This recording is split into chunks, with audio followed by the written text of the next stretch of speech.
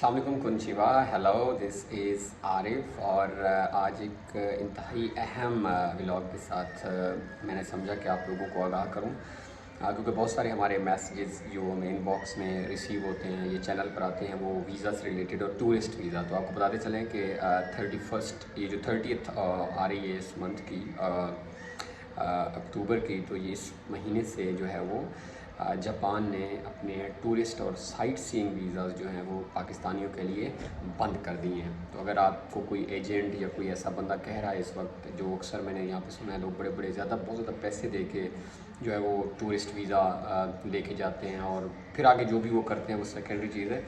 तो पाकिस्तान से आपको कोई टूरिस्ट साइट सीइंग वीज़ा जो है वो आने वाले दिनों के बाद नहीं मिलेगा। अब इसकी वजूहात जो हैं वो बहुत सारी हो सकती हैं, दो उनने वजूहात नहीं बताई, लेकिन मेरी अपने ख़्याल में मेन वजह जो है बहुत सारे पाकिस्तानी टूरिस्ट वीज़ा पर जाकर वहाँ पे जो छुप जाते हैं या वापस पाकिस्तान नहीं आते, ये शायद सबसे बड़ी वजह है। तो एक ये अपडेट है, और जो सेकंड अपडेट ये है कि आपको आइडिया होगा कि जापान एम्बेसी ने एक सिलसिला स्टार्ट किया था कि आपने ऑनलाइन अपॉइंटमेंट्स लेनी है वीज़ा लेने के लिए। तो उन्होंने वो भी जो है ये 30 के बाद ख़त्म कर रहे हैं कि अब आपके पास अगर COE है, जो सर्टिफिकेट ऑफ एलिजिबिलिटी है, तो वो डायरेक्ट आप लेकर जाएंगे, जिस तरह पुराना पैटर्न उनका चल रहा था। तो यानी अभी आप वो जो ऑनलाइन काम चल रहा था वो सिलसिला ख़त्म हो गया है। तो खैर, वीज़ों के लिए ये आपको एक अपडेट थी। तो अगर आप इस तरह का किसी ट्रैप में आ रहे हैं तो प्लीज़ ना आइएगा, क्योंकि ये जापान क्लोज़ कर रहा है पाकिस्तानियों के लिए।